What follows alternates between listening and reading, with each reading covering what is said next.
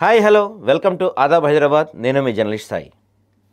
గత కొన్ని రోజులుగా రాష్ట్రంలో ప్రధానంగా వినపడుతున్న మాట బీసీలకి 40% రిజర్వేషన్.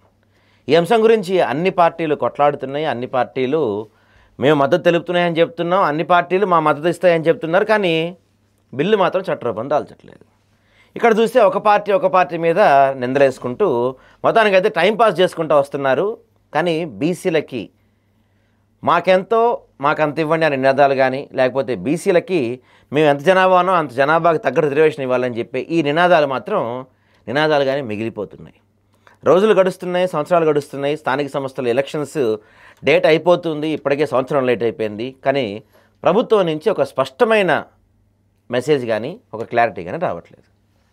చాలా బీసీ సంఘాలు పోరాడుతున్నాయి, కలిసికట్టుగా పోరాడుతామని చెప్తున్నారు. కానీ వీళ్ళల్లో కూడా కొంత ఐక్యత లోపిస్తున్న పరిస్థితి కనిపిస్తుంది.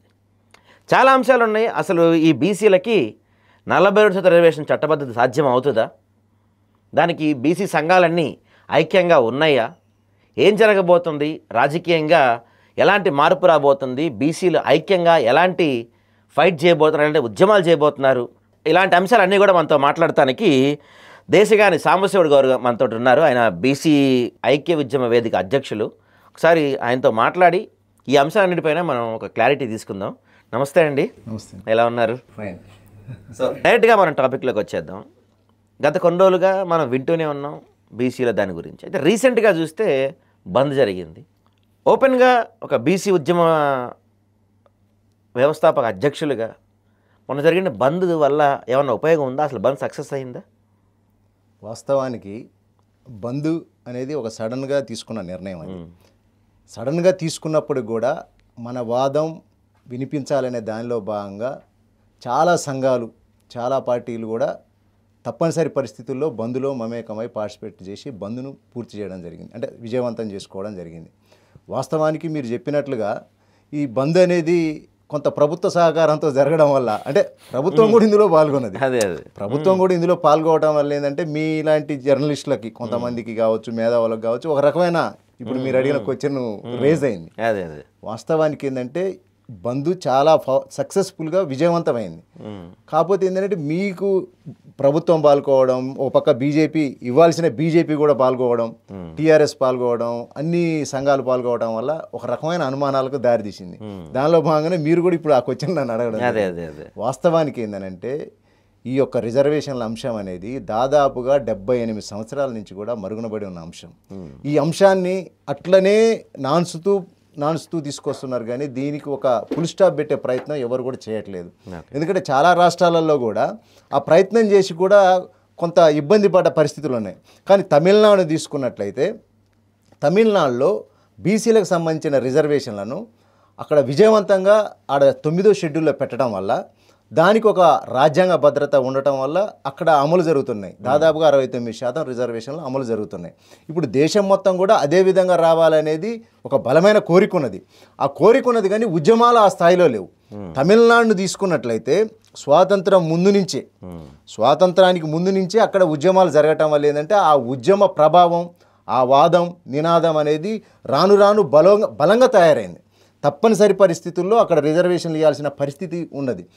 ఆడ గమ్మతైన విషయం ఏంటంటే ఆ రిజర్వేషన్ల కోసం కొట్లాడే క్రమంలో ఆ బిల్లును తీసుకొచ్చే సమయంలో ముఖ్యమంత్రిగా ఉన్నది ఒక బ్రాహ్మణ్కి సంబంధించిన జయలలిత, దానిలో భాగంగా మళ్ళీ ప్రధానమంత్రిగా ఉన్నది పివి నరసింహారావు, రాష్ట్రపతికి కూడా ఒక ప్రణబ్ ముఖర్జీ లాంటి వాళ్ళు ఉండడం జరిగింది.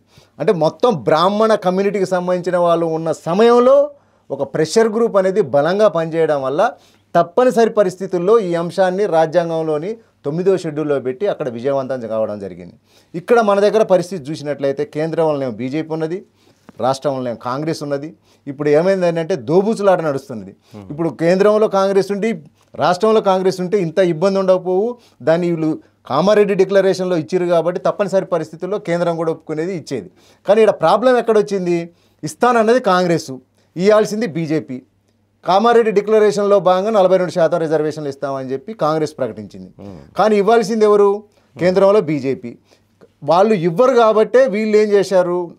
జీవో నెంబర్ 9ని తీసుకొచ్చి ఇప్పుడు కంపల్సరీ చేయాలన్న ఉద్దేశంతో దాన్ని గవర్నర్ దగ్గరికి పంపడం జరిగింది. అక్కడి నుంచి రాష్ట్రపతి దగ్గరికి పంపింది. కానీ ఆ బిల్లులన్నీ కూడా ఏమైపోయినాయి, గవర్నర్ తన దగ్గరనే ఉంచుకోవడం జరిగింది. రాష్ట్రపతి దగ్గర కూడా అలాగనే పెండింగ్ ఉండడం జరిగింది. దాని పరిణామంలో భాగంగా మళ్ళీ వీళ్ళు హైకోర్టుకు పోవడం, ఈ జీవో నెంబర్ 9 మీద సవాల్ చేయడం, రకరకాలుగా జరుగుతున్న పరిణామాల్లో భాగంగా మొన్న బంద్ జరగడం జరిగింది. వాస్తవానికి ఈ దేశంలో దాదాపుగా నేను ఎట్లా చెప్తున్నానంటే 65% పైగా బీసీలు ఉన్నారు. ఉమ్మడి తెలుగు రాష్ట్రాల్లో కూడా, ఉమ్మడి ఆంధ్రప్రదేశ్లో కూడా దాదాపుగా 65% పైనే బీసీలు ఉన్నారు. ఎందుకో చెప్పగలుగుతున్నానంటే నేను బీసీల మీద పరిశోధన అంటే పిహెచ్డి చేయడం జరిగింది. మన రాష్ట్రంలో కేవలం చాలా కొద్ది మంది మాత్రమే ఉన్నాం, ఒక 5-6 మాత్రమే ఉన్నాం బీసీల మీద పిహెచ్డి చేసిన వాళ్ళం. నేను empowerment of backward classes study of post 73rd constitutional amendment act in Nalgonda district అనే అంశం పైన పరిశోధన చేసి ఉస్మానియా యూనివర్సిటీ నుంచి డాక్టరేట్ తీసుకోవడం జరిగింది. దానిలో భాగంగా రాష్ట్రం మొత్తం కూడా నేను పర్యటన చేసి, అంటే తిరిగి డాటా సేకరణలో భాగంగా తిరుగుతున్న క్రమంలో చాలా ఊర్లలో, కొన్ని ఊర్లలో 90% బీసీలు ఉన్న ఊర్లు కూడా చూడడం జరిగింది. అంటే 65 మ్యాక్సిమం 90% వరకు ఉన్నారు. 60-65%కి ఎక్కడ కూడా తక్కువ లేరు బీసీలు. అసలు బీసీలు లేని ఊరు చాలా తక్కువ ఉన్నాయి, చాలా అంటే చాలా తక్కువ ఉన్నాయి. కానీ ఈ దేశంలో స్వాతంత్రం వచ్చిన దగ్గర నుంచి కూడా బీసీల పట్ల ఒక వివక్ష అనేది కొనసాగుతున్నది. అది రాజ్యాంగపర రిజర్వేషన్లే కావచ్చు, చట్టసభల్లో కావచ్చు, స్థానిక సంస్థల్లో కావచ్చు. మనం 1953లో కాకా కాలేకర్ కమిషన్ వచ్చినప్పటి నుంచి, అంటే నెహ్రూ గారి ప్రధానమంత్రిగా ఉన్నప్పటి నుంచి కూడా, అప్పటి నుంచి ఇప్పటి వరకు కూడా రకరకాల కమిషన్లు వేసారు. 1978లో మండల్ కమిషన్ వచ్చింది. మండల్ కమిషన్కి వ్యతిరేకంగా కమండల్ ఉద్యమం అని చెప్పి ఆ రోజు అగ్రవర్ణాలకు సంబంధించిన వాళ్ళు రావడం జరిగింది. కానీ ఆ రోజు అంటే మండల్ కమిషన్ సమయంలో ఇందిరాగాంధీ ఇద్దామని ఒక ప్రయత్నం చేసింది, కానీ ఇచ్చే పరిస్థితులు అక్కడ కనపడలేదు. అంటే మనం చూసినట్లయితే పి శివశంకర్ గారు అని చెప్పి ఆయన ఆత్మకథ రాయడం జరిగింది. దానిలో చాలా క్లియర్ కట్గా చెప్పడం జరిగింది, క్లిస్టల్ క్లియర్గా చెప్పడం జరిగింది. బీసీ రిజర్వేషన్లు అనేవి అగ్రవర్ణాలకు ఇవ్వడం అనేది వాళ్ళకు మనస్ఫూర్తిగా ససేమీరా ఇష్టం లేదని కూడా చెప్పడం జరిగింది. అంటే వాళ్ళకి మనస్ఫూర్తిగా ఇవ్వాలన్నప్పుడు మనం ప్రెషర్ గ్రూప్ అనేది పెద్ద ఎత్తున కూడా ఉద్యమాలు ఉవ్వెత్తున ఎగిసినప్పుడు తప్పనిసరి పరిస్థితుల్లో ఇవ్వాల్సిన పరిస్థితి ఉంటుంది. కానీ ఆడ పరిస్థితి అలా లేనప్పుడు వాళ్ళు కూడా చూసి చూడనట్టుగా అంటి ముట్టనట్టుగా ఉంటారు. ఆ ఉద్యమం మండల ఉద్యమం బలోపేతమై ఇదైనప్పుడు మనం చూసినాం విపి సింగ్ ప్రభుత్వమే కూలిపోయిన పరిస్థితి ఉన్నది. అంటే బీసీలకు రిజర్వేషన్లు ఇచ్చే పరిస్థితుల్లో ఈ దేశంలో ఎవరికి చిత్తశుద్ధి లేదు. ఎందుకంటే ఇవ్వాలనంటే వాళ్ళకు మనసాక్షి ఒప్పుకోవట్లేదు. అవసరమైతే ప్రభుత్వాలనే గొలగొట్టే. ఇక్కడ ఒక మాట మీరే చెప్తున్నారు, తమిళనాడులో ఉవ్వెత్తున ఉద్యమం జరిగింది అని. ఇప్పుడు మీరే అన్నారు రాష్ట్రంలో కానీ అక్కడ కానీ మొత్తం అగ్రవర్ణాల వాళ్ళ ఆధిపత్యం నడుస్తుంది, అగ్రవర్ణాల వాళ్ళకి బీసీ రిజర్వేషన్లు ఇవ్వడం ఇష్టం లేదు అని చెప్తున్నారు. కానీ ఇక్కడ మనం గ్రౌండ్లో చూస్తే, అంటే ఓన్లీ తెలంగాణ వరకు మనం ప్రస్తుతం కేస్ స్టడీగా తీసుకుంటే నిజంగా ఉవ్వెత్తున ఉద్యమం ఎక్కడా కనపడతలేదు. బీసీల తరపు నుంచి ఒక బంద్ చేశారు, వీళ్ళు అసెంబ్లీలో బిల్లు పెట్టారు. అసెంబ్లీలో బిల్లు పెట్టిన తర్వాత మిగతా అంశాల గురించి ఢిల్లీలో ధర్నాలు చేయడానికి రాహుల్ గాంధీ కావచ్చు, ప్రియాంక ఖర్గే గారికి అందరికి టైం ఉంటుంది. కానీ బీసీల గురించి ధర్నా పెద్దగా, అది కూడా జాజుల శ్రీనివాస్ గారు పెట్టిన ధర్నాలో కాంగ్రెస్ పార్టీ వాళ్ళు పాల్గొన్నారు. ఒక ధర్నా పెట్టింది లేదు కాంగ్రెస్ పార్టీ, ఒక అఖిలపక్షం తీసుకెళ్ళింది లేదు. పోనీ ఇండియా కూటమి కలిసి దీనిపైన పార్లమెంట్లో చర్చ పెట్టాలని కానీ, ఈ బిల్లుని పార్లమెంట్లో ప్రవేశపెట్టాలని కానీ ఎక్కడ ఫోర్స్ చేసింది లేదు. సెంట్రల్ లెవెల్లో కాంగ్రెస్ నాయకులు కావచ్చు, స్టేట్ నుంచి ఒక అఖిలపక్షం తీసుకెళ్ళి రాష్ట్రపతి గారిని కలిసే ప్రయత్నం చేసింది కూడా లేదు. ఇవన్నీ పక్కన పెడితే ఇక్కడ చూసుకుంటే ఈటెల రాజేంద్ర ఒక పార్టీలో ఉంటారు, ఆర్ కృష్ణయ్య గారు ఇంకో పార్టీలో ఉంటారు, తీన్మార్ మల్లన్న గారు ఇంకో పార్టీలో ఉంటారు, ఇంకొకళ్ళు ఇంకో పార్టీలో ఉంటారు. అక్కడ రాజకీయంగా ఉద్యమం చేసేది ఎవరు లేరు. ఇక్కడ చూసుకుంటే ఇంటలెక్చువల్స్గా బీసీ మేధావులుగా చెప్పుకుని ఒక్కొక్కళ్ళు ఒక్కొక్క వర్గంగా విడిపోయి ఉన్నారు. సో ఇక్కడ ఉద్యమం రాజకీయంగా ఉద్యమం కనపడతలా, ప్రజా ఉద్యమం కనపడతలా. ఈ రెండు ఉద్యమాలు లేనప్పుడు మీరు చెప్పినది అది ఎలా సాధ్యం అవుతుంది? మరి వాస్తవానికి చాలా మంచి ప్రశ్న అడిగారు మీరు. తెలంగాణ గడ్డ అనేదే ఉద్యమాలకు కేంద్రం. ఎగ్జాక్ట్లీ, తెలంగాణ అంటేనే ఉద్యమ కేంద్రం. మనం చూసినాం ఉవ్వెత్తున ఎగిసిన ఉద్యమం తెలంగాణలో మనం ఎట్లా సాధించుకున్నాం, ఎట్లా కొట్లాడినాం మనం అందరం కూడా చూసినాం. నీళ్లు నిధులు నియామకాల కోసం ఆ రోజు పెద్ద ఎత్తున జరిగిన పోరాటంలో ఉస్మానియా కాకతీయ యూనివర్సిటీల పాత్ర మరవలేనిది. నిజానికి ఇప్పుడు నేను ప్రొఫెసర్లు మేధావులతోటి సమావేశం ముగించుకొని డైరెక్ట్గా మీ దగ్గరికి రావడం జరిగింది. అదే ఉస్మానియా ఉద్యమ కేంద్రం నుంచి ఆ రోజు ఏ విధంగానైతే తెలంగాణ ఉద్యమం కోసం ఉరకమంటే ఉరికి దూకమంటే దూకి, చావమంటే చచ్చి, బాష్పవాయు గోళాలకు ముళ్ళ కంచెలకు ఎదురొడ్డి పోరాడి అనేక కేసులను నిర్బంధాల మధ్య కేసులను వేయించుకొని కోర్టుల చుట్టూ తిరిగి ఆ రోజు ఎంత పెద్ద ఎత్తున కొట్లాడి తెలంగాణను సాధించుకున్నామో అదే ఉద్యమ కేంద్రంగా ఇవాళ బీసీ ఉద్యమం కూడా మొదలు కాబోతున్నది. ఓకే, బీసీ ఉద్యమానికి ఆయుపట్టు మళ్ళీ ఉస్మానియా వేదికగా చాలా పెద్ద ఎత్తున ఉద్యమం రాబోతున్నది. మీరు అడిగారు, మీరు ఇందాక ఏం అడిగారు అంటే ఆ రేంజ్లో అంటే ఆ స్థాయిలో ఈ ఉద్యమాలు లేవంటున్నారు. అంటే మొన్న పెట్టిన కామారెడ్డి డిక్లరేషన్ అవుతుందని అందరూ అనుకున్నారు. వాస్తవంగా మనం కోర్టు తీర్పు ముందు రోజు కూడా మీరు కూడా అక్కడ ఉన్నట్టుగా నాకు ఉన్నారు. మనం చూసినాం వాయిదా రేపటికి మధ్యాహ్నానికి వాయిదా అన్నప్పుడు అందరం సంతోషపడ్డాం. అంటే మనకు పాజిటివ్గా వస్తుంది, మనకు ఫేవర్గా వస్తుంది, మనకు జడ్జిమెంట్ ఖచ్చితంగా మనకు 42% రిజర్వేషన్లు వస్తాయని చెప్పి అందరం సంతోషపడ్డాం.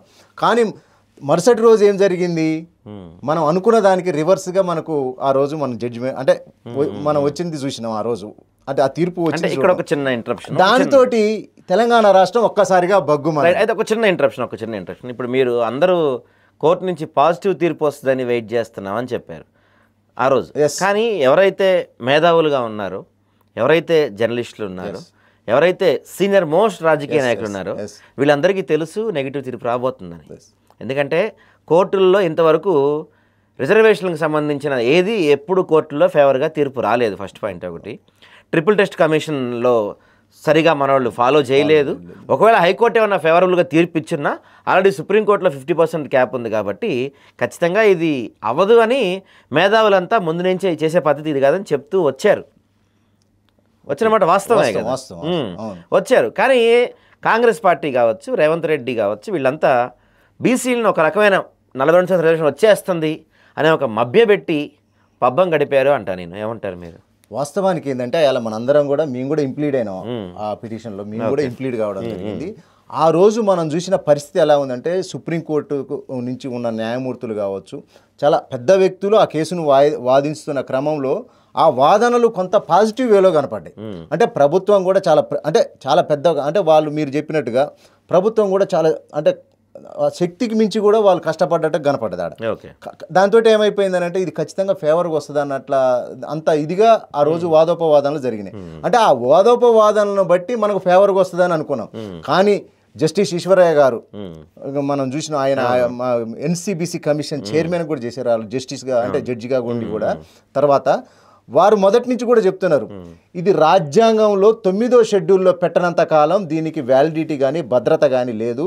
ఒకవేళ ఇచ్చినా కూడా వీటికి చివరి వరకు పూర్తి కాలం కొనసాగవు, ఏదో కోర్టులో ఈ వీగిపోద్ది అనేది చెప్తున్నారు. వాస్తవమే. అంటే ఒక పక్క మీరు చెప్పిన యాంగిల్ ఉన్నది.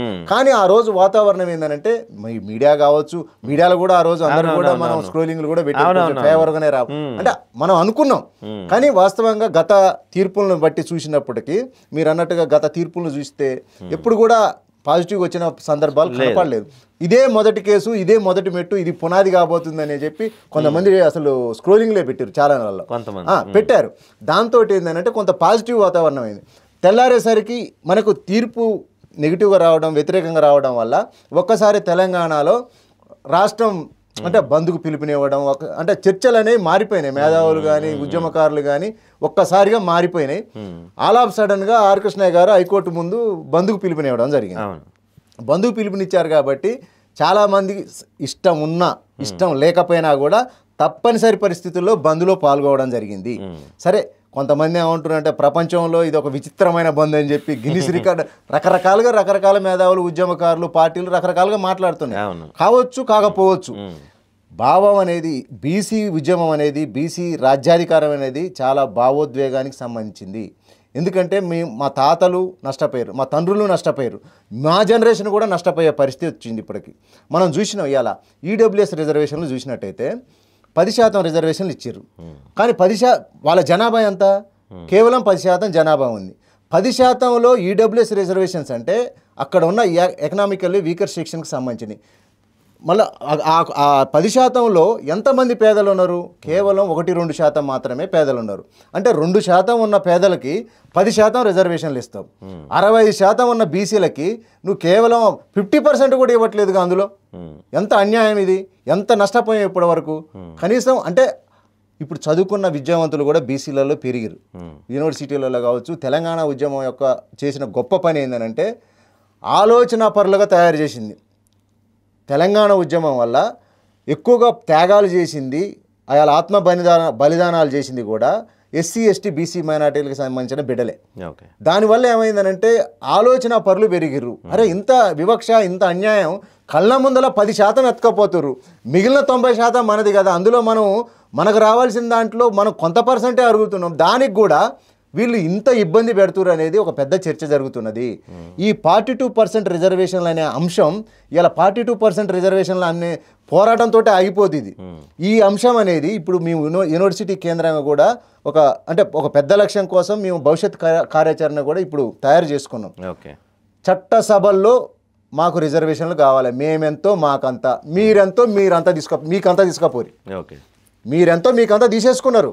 10% రిజర్వేషన్లు మీరు తీసేసుకున్నారు, మిగిలిన 90% మాకు సంబంధించింది. ఆ రిజర్వేషన్లు వచ్చే వరకు కూడా ఈ పోరాటం ఆగదని చెప్పి ఇవాళ భవిష్యత్ కార్యాచరణ కూడా తీసుకోవడం జరిగింది. ప్రొఫెసర్లు, మేధావులు, విద్యార్థి ఉద్యమకారులందరం కూడా ఉస్మానియా యూనివర్సిటీ కేంద్రంగా ఇంతకుముందే ఒక రౌండ్ టేబుల్ జరిగింది. దానిలో భాగంగా ఒక నిర్ణయం తీసుకున్నాం. త్వరలో ఉస్మానియా యూనివర్సిటీ కేంద్రంగా ధర్నాలు, దీక్షలు, తెలంగాణ ఉద్యమంలో ఏ విధంగానైతే ఆ రోజు మనం ఉద్యమ కేంద్రంగా అయ్యాలా మనం చూసినామో అదేవిధంగా బీసీ ఉద్యమం కూడా రేపటి రోజున భవిష్యత్తులో పెద్ద పెద్ద ఉద్యమాలకు నాంది పలకబోతుంది. ఉస్మానియా యూనివర్సిటీ కేంద్రంగా ధర్నాలు, దీక్షలతో పాటు బస్సు యాత్రలు, పాదయాత్రలు, అన్ని జిల్లాల పర్యటనలు ఉంటాయి. గ్రామాన ప్రజలందరినీ కులవృత్తుల ప్రదర్శన ద్వారా ఆ రోజు తెలంగాణ ఉద్యమంలో ఎలాగైతే మమేకం చేసినామో అదేవిధంగా ఈ ఉద్యమంలో తీసుకొస్తాం. వంట వార్పు కార్యక్రమాలు, సాగరహారం, అలా మనం చూసిన విద్యార్థి మహాగర్జన, 10 లక్షల మందితోటి విద్యార్థి మహాగర్జన పెట్టి ఆ రోజు కేంద్రం మన వైపు చూసే విధంగా పెద్ద ఎత్తున కూడా కార్యక్రమాలు తీసుకోవడం జరిగింది. అదేవిధంగా ఈ తెలంగాణ రాష్ట్రం మొత్తం కూడా పర్యటించి విద్యార్థి మహాగర్జన ఏ విధంగానే జరిగిందో ఉస్మానియా కేంద్రంగా అదేవిధంగా 10 లక్షల మందితోటి కూడా భారీ బహిరంగ సభ కూడా పెట్టి కేంద్రంపై ఒత్తిడి తీసుకొస్తాం.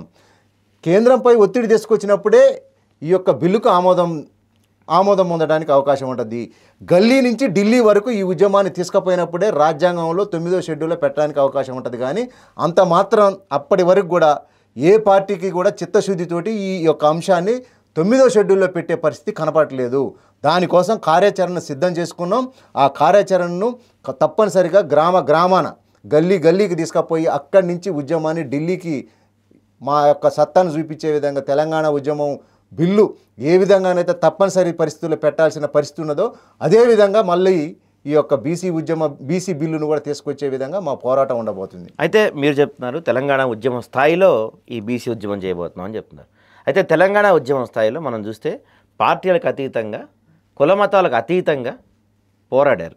కానీ ఇప్పుడు బీసీ ఉద్యమం చూసుకుంటే పార్టీలకు అతీతంగా కలిసి పోరాడతారా? కుల మతాలు అతీతంగా ఉండే సమస్య లేదు ఇక్కడ. ఓన్లీ బీసీలే సపోర్ట్ చేస్తారు దీనికి, మిగతా వాళ్ళు సపోర్ట్ చేసే అవకాశాలు లేవు. ఇంకొక మేజర్ పాయింట్ వినిపిస్తుంది ఏంటంటే, చాలా కీలకమైన అంశం ఇది. బీసీల్లో కొన్ని కులాలు మాత్రమే, గౌడ్స్, ముదిరాజులు, యాదవులు, ఇంకొన్ని ఒక 5-6 కులాలు మాత్రమే ఇప్పటివరకు ప్రజాప్రతినిధులు అవుతూ వచ్చారు, ఎమ్మెల్యేలు కానీ ఏదన్నా అవుతూ వచ్చారు. దాదాపు 156 కులాలు ఉన్న బీసీల్లో ఒక 120-130 కులాలకు అసలు గుర్తింపే లేదు. కేవలం ఇందులో కూడా మళ్ళీ బీసీల్లో కూడా ఒక 5-6 కులాలు మాత్రమే ఆధిపత్యం చెలాయిస్తున్నాయి. కాబట్టి ఈ మిగిలిన 130 కులాలు ఏదైతే ఉన్నాయో, ఆ 140 కులాలు ఏదైతే ఉన్నాయో ఆ కులాల వాళ్ళు ఈ అగ్రవర్ణాల వాళ్ళకి, అంటే బీసీల అగ్రవర్ణాల వాళ్ళకి సపోర్ట్ చేయటం లేదు. వాళ్ళ నాయకత్వం వీళ్ళు అంగీకరించట్లేదు. మరోసారి 42% వచ్చినా వాళ్ళకే అంతా వస్తాయి కానీ మాకు ఒరిగేది ఏమి లేదు అని కొన్ని కులాలు భావిస్తున్నట్టుగా వినపడుతుంది మనకి బయట. వాస్తవానికి ఇది తప్పుడు ప్రచారం. కొంతమంది ఎవరైతే హైకోర్టులలో కేసులు వేశారో ఏబిసిడి కావాలని కూడా, ఏబిసిడీలు కావాలనే కాదు, ఇప్పుడు ఎవరైతే అగ్రకులాలకు సంబంధించిన కొంతమంది రెడ్లు కావచ్చు, వాళ్ళు కేసులు వేశారో వాళ్ళు వివిధ ఛానల్లో కావచ్చు, పత్రికా సమావేశాల్లో కావచ్చు, దీన్ని ఎక్కువ భావజాల వ్యాప్తి, ఈ రకమైన భావజాల వ్యాప్తి చేయడం జరుగుతుంది. దీన్ని బాగా చొప్పించే ప్రయత్నం జరుగుతుంది. ఎందుకంటే వాళ్ళ చేతుల్లో నుంచి వాళ్ళతోటి ఆపటం వాళ్ళ తరం కాదు. కాబట్టి మా మధ్యన చిచ్చు పెట్టేందుకు ఇది ఒక కుట్ర జరుగుతుంది అనేది మాకు ఇప్పుడు ఎంబీసీలో అందరం కూడా చర్చ చేసుకున్నాం. వాస్తవానికి ఈ వివక్ష అనేది ఇంతకాలం ఎవరి వల్ల జరిగిందండి? ఎవరి వల్ల జరిగింది? మీ వల్ల జరిగింది, మీ వల్ల జరిగిందని మా పైన దోసే ప్రయత్నం చేస్తున్నారు. అంటే మేము దీనికి అడ్డమవుతున్నామని చెప్తున్నారు. అసలు కొన్ని కులాలు దాదాపుగా 60-70 కులాలు కనీసం అసెంబ్లీ గడప దొక్కిన పరిస్థితి లేదు, సర్పంచ్ అయింది కూడా లేదు. కానీ ఇప్పుడు వచ్చే 42% రిజర్వేషన్లే కాదు, భవిష్యత్తులో మేము చేయబోయి జనాభా ప్రాతిపదికన కూడా రిజర్వేషన్లు వచ్చే విధంగా ఈ ఉద్యమం ఉండబోతుంది. కానీ ఈ ఉద్యమంతో వాళ్ళకు ఫలితాలు దక్కుతాయి. మీరు ఇంతకాలం వివక్ష చూపట్టేగా ఇప్పుడు వరకు కూడా ఈ యొక్క మీరు చెప్పిన కొన్ని కులాలు ఏవైతున్నాయో వాళ్ళు అగ్రవర్ణాలతో పోటీపడి వాళ్ళని ధైర్యంగా ఎదుర్కొనే కెపాసిటీ ఉన్న కులాలు మాత్రమే అసెంబ్లీ గడప దక్కగలిగినాయి. వాళ్ళ జనాభా చూసినా వాళ్ళ కొంచెం ఆర్థికంగా స్తోమత పరంగా ఉన్నప్పుడు వీళ్ళ మీద యుద్ధం చేసి అసెంబ్లీకి పోయారు. కానీ మా కింది వాళ్ళతోటి యుద్ధం చేసి కాదు కదా పోయింది. ఈ కింద రిజర్వేషన్లు అడ్డం పెట్టుకొని పోయిన వాళ్ళు కాదు వాళ్ళు. ఇప్పుడు పోయిన వాళ్ళు కూడా ఆధిపత్య కులాలపై యుద్ధం చేసి వెళ్ళిన వాళ్ళు. నిజంగా ఒకవేళ బెనిఫిట్ అయితే, ఒకవేళ కింది ఎంబీసీ కులాలకు చిన్న కులాలకు బెనిఫిట్ అయ్యేది ఈ యొక్క 42% రిజర్వేషన్ల ద్వారానే జరుగుద్ది. కానీ వీళ్ళు చేసే కుట్రలో మనం బలి కావటానికి వీళ్ళు పెద్ద స్కెచ్ చేసారు. ఆ స్కెచ్లో ఇరికిచ్చి మనల్ని ఈ ఉద్యమాన్ని నీరుగార్చే ప్రయత్నం జరుగుతున్నది.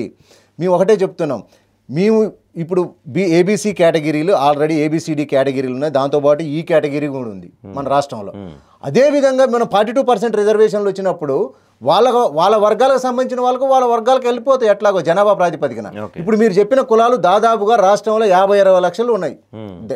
అంటే మొత్తం బీసీ జనాభాలో మీరు చెప్పిన కొన్ని క్యాస్ట్లు ఒక 5-6 కులాలు 50% పాపులేషన్ పైన ఉన్నాయి. మొత్తం 130 బీసీ కులాలలో 50% పాపులేషన్ దాకా ఉన్నాయి. అంటే జనాభా ప్రాతిపదికన వాళ్ళ జనాభాకు ఎంత వస్తే వాళ్ళు తీసుకుంటారు. మిగిలిపోయిన రిజర్వేషన్లు మిగతా జనాభాకి అయితే తప్పనిసరిగా ఇవ్వాల్సిన పరిస్థితే కదా. కానీ దాన్ని తప్పుదోవ పట్టించే ప్రయత్నం జరుగుతున్నది. దయచేసి మా ఎంబీసీ కులాలు కావచ్చు, మా దాంట్లో ఉన్న సంచార జాతులు కావచ్చు, వాళ్ళందరికీ కూడా మేము రిక్వెస్ట్ చేస్తున్నాం, మనకు నిజంగా మన జాతులు అసెంబ్లీలో కావచ్చు, గ్రామ పంచాయతీల్లో కావచ్చు, మండలాల్లో ఎంపీపీలు కావచ్చు, జెడ్పీటీసీలకు కానీ అయ్యే అవకాశం ఉందనంటే కేవలం మన రిజర్వేషన్లు మనకు దక్కినప్పుడు మాత్రమే మనకు అవకాశాలు వస్తాయి. కానీ వీళ్ళు చేస్తున్న తప్పుడు ప్రచారం వల్ల మనం వాళ్ళ మాయలోనో వాళ్ళ బుట్టలోనో పడితే మొత్తానికే మోసం వచ్చే పరిస్థితి కూడా ఉంది. కాబట్టి దయచేసి మా ఎంబీసీ సోదరులు దయచేసి అర్థం చేసుకొని ఈ ఉద్యమంలో మమేకమైరు, మాతో కలిసి పనిచేస్తున్నారు. ఇప్పుడు వాళ్ళని కొంతమందిని ఏంటంటే డివైడ్ చేసి ఈ యొక్క కేసులు వేపేయటం అది రకరకాల ప్రయత్నాలు చేస్తున్నారు. ఆ ప్రయత్నాలు జరిగేటప్పుడు మా వాళ్ళని మళ్ళీ మేము కౌన్సిలింగ్ చేసుకుంటున్నాం, మేము మాట్లాడుకుంటున్నాం. పెద్ద ఎత్తున కూడా అందరితో కలిసి పెద్ద ఎత్తున ఉద్యమం చేస్తున్నాం. రాబోయే ఫలితాలను కూడా అందరం కలిసి సమంగా పంచుకొని ఆ ఫలితాలను కూడా మా భవిష్యత్ తరాలకు అందిస్తాం. రైట్. మరొకటి ప్రధానంగా వినిపిస్తున్న మరో ఆరోపణ ఏంటంటే ఆర్ కృష్ణయ్య గారు దాదాపు కొన్ని దశాబ్దాలుగా బీసీ ఉద్యమాన్ని నడిపిస్తున్న నాయకుడు. ఎవరన్నా కాదన్నా బీసీల నాయకుడిగా ఆయన్నే చెప్తా ఉన్నారు, ఒప్పుకుంటాం. సో కొంతమంది ఏం చెప్తున్నారంటే ఆర్ కృష్ణయ్య నాయకత్వ లోపం వల్ల ఇప్పుడు కూడా ఆర్ కృష్ణయ్య నాయకత్వ లోపం వల్ల బీసీల ఐక్యత లేకపోవటం వల్లే మనం ఈరోజు చులకనైపోయాము. ఈరోజు మాది మాకివ్వమని కూడా మనం అడుక్కునే పరిస్థితి వచ్చాం. మాది మాకివ్వమని మనం బెదిరించే పరిస్థితి కాదు, మాది మాకివ్వమని అడుక్కునే పరిస్థితి వచ్చాం. దానికి బీసీల్లో ఐక్యత లేకపోవటం, సరైన నాయకత్వం లేకపోవటం వల్లే ఈ పరిస్థితి వచ్చిందని చెప్తున్నారు. వేరే ఈ రోజుకి కూడా ఇవాళ మనం ఇప్పుడు ఈ నిమిషానికి కూడా మాట్లాడుకుంటే మనం జరిగిన బంద్ కావచ్చు, ఇప్పుడు జరగబోయే ఉద్యమాలు కావచ్చు, ఇవన్నీ మరోసారి ఆర్ కృష్ణ గారి నాయకత్వంలోనే వెళ్ళే అవకాశాలు కనపడుతున్నాయి. బీసీలోని ఒక వర్గం ఆయన నాయకత్వం ఒప్పుకోవట్లేదు, ఆయన నాయకత్వం ఫెయిల్యూర్ వల్లే మనం ఇలా ఉండిపోయామని చెప్తున్నారు. సో ఈ ఐక్యత లేకపోవటం ఇలాంటివన్నీ కూడా ఎలాంటి పరిణామాలు చూపించవచ్చు అంటారు? కొంత నష్టం జరిగే అవకాశం ఉందంటారా మీరు?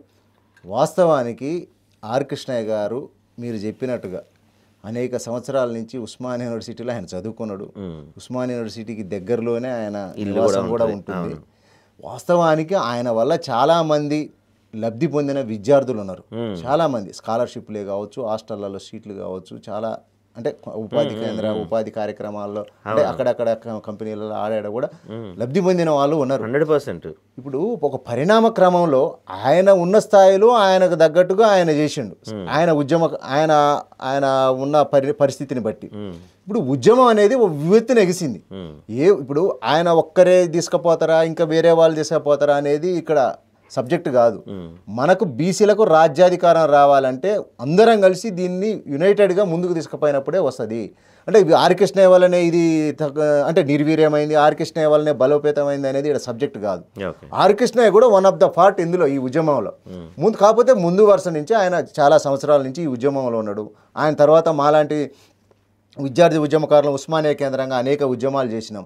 మేము ఉస్మానియా యూనివర్సిటీలో తెలంగాణ ఉద్యమం ఉవ్వెత్తున ఎగిసిపడుతున్న సమయంలో ఒక పక్క తెలంగాణ కోసం జరుగుతున్న ఉద్యమ పందాలో మేము ఒక సామాజిక తెలంగాణ కూడా కావాలని చెప్పి పెద్ద ఎత్తున ఉద్యమించడం జరిగింది. ఆ రోజున్న మేధావులు కావచ్చు, రాజకీయ నాయకులు కావచ్చు, ముందైతే భౌగోళిక తెలంగాణ రానివ్వండి, తర్వాత సామాజిక తెలంగాణ గురించి మాట్లాడదామని చెప్పారు. కానీ తెలంగాణ సాధించుకున్న తర్వాత సామాజిక తెలంగాణ గురించి మాట్లాడే వాళ్ళు ఏ ఒక్కరు కూడా ఏ కోశాన కూడా కనపడలేదు. కాబట్టి ఏంటంటే ఇలాంటి డౌట్స్ అన్నీ ముందుకు వస్తున్నాయి అన్నట్టు. అంటే ఉద్యమ పందా అనేది ముందుకు పోతున్న క్రమంలో ఏ ఒక్కరు అంటే ఒకరు కంట్రోల్ చేస్తారనేది ఉండదు ఇక్కడ.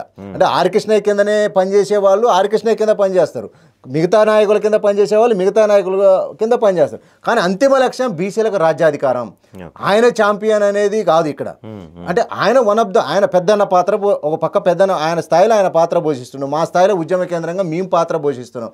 అదే తెలంగాణ ఉద్యమం జరిగే సమయంలో 2013, 14, 15లో మేము పెద్ద ఎత్తున కూడా చాలా మహాత్మా జ్యోతిబాపులే జయంతిని ఏ ఒక్కరు కూడా ఈ రాష్ట్రంలో చేయలేని విధంగా 60 అడుగుల డయాస్ తోటి చాలా పెద్ద ఎత్తున కూడా చాలా జస్టిస్ ఈశ్వరయ్య గారు ఆ రోజు ఎన్సీబీసీ కమిషన్ చైర్మన్గా ఉన్న ఈశ్వరయ్య గారిని చీఫ్ గెస్ట్గా పెట్టి ఈ రాష్ట్రంలో ఉన్న అన్ని రాజకీయ పార్టీలు ఉన్న బీసీ నాయకులందరినీ తీసుకొచ్చి ఉస్మానియా గడ్డ పైన మేమెంతో మాకంత వాటా అని చెప్పి పెద్ద ఎత్తున కూడా ఉద్యమం చేసిన నాయకులు ఉన్నాం. ఈ ఉద్యమంలో ఎవరెంత కష్టపడితే వాళ్లకు ముందు వరుసలోకి వస్తారు. అంటే గతంలో చేసిన ఉద్యమాలకు కూడా దీనికి అనుభవం అనేది అవసరం. కానీ ఆర్ కృష్ణయ్య చేస్తాడా ఇంకొకరు చేస్తారా అనేది కాదు. ఎవరు ఈ ఉద్యమంలో బలంగా ఈ ఉద్యమాన్ని ముందుకు తీసుకుపోతారో వాళ్ళకు ఆటోమేటిక్గా మనం చూస్తూనే ఉన్నాం. అయితే ఇప్పుడు మీరు అన్నట్టు ఎవరు బలంగా ఉద్యమాన్ని ముందుకు తీసుకెళ్తున్నారో వాళ్ళని పార్టీలు క్యాప్చర్ చేస్తున్నాయి. పార్టీలు క్యాప్చర్ చేసి వాళ్ళకి పదవులు ఇచ్చి వాళ్ళని సైడ్కి తీసుకెళ్తున్నాయి.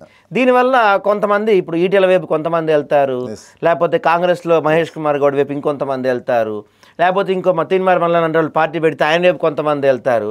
ఇట్లా అంటే ఈ భావం ఉద్యమం ఏదైతే ఉందో ఇది 4 ముక్కలుగా చీలిపోతుంది. ఇట్లా చీలుతూ పోయే కొందికి రోజులు గడుస్తాయి, సంవత్సరాలు గడుస్తాయి తప్ప బీసీలకి న్యాయం జరగదు అనేది ఒక వాదన. నిజానికి తెలంగాణ ఉద్యమంలో మనం చూసినాం. తెలంగాణ ఉద్యమంలో కూడా దాదాపు ఇదే పరిస్థితి ఉంది. అంటే అన్ని రాజకీయ పార్టీలు పాల్గొంటున్నాయి. ఎవరన్నా కొంచెం ముందు వరుసలోకి వచ్చిన నాయకుడిని క్యాప్చర్ చేసి బుట్టలు వేసుకోవటం, ఆ పార్టీలో బుట్టలు వేసుకోవటం, ఈ పార్టీలో బుట్టలు వేసుకోవటం జరిగింది. కానీ ఆ రోజు జరిగిన సంఘటన కానీ ఆ రోజు జరిగిన చరిత్ర కానీ మీరు ఒకసారి పరిశీలించండి. ఎవరు ఎటు వెళ్ళినా కూడా ఉస్మానియా, కాకతీయ మన రాష్ట్రంలో ఉన్న యూనివర్సిటీలు కూడా ముక్త కంఠంతో వీళ్ళకి వెనకాల వాచ్ డాగ్ లాగా పనిచేసినాయి. వీళ్ళందరికీ కూడా మేము ఉన్నామని చెప్పి ఎవరు తప్పు చేసినా కూడా మనం చూసినాం. ఆ రోజు డి శ్రీనివాస్ పోటీ చేసినప్పుడు ఒక విద్యార్థి ఉద్యమకారుడు బలిచ్చుకుంటా అని చెప్పి అలా ఆత్మ బలిదానం చేసిన పరిస్థితి మనం ఉస్మానియా కేంద్రంగా చూసినాం. అంటే ఈ రాష్ట్రంలో తెలంగాణ ఉద్యమంలో భయపడ్డది ఎవరికంటే ఉస్మానియా కేంద్రానికి, కాకతీయ కేంద్రానికి ఉద్యమ కేంద్రాలకు భయపడ్డారు.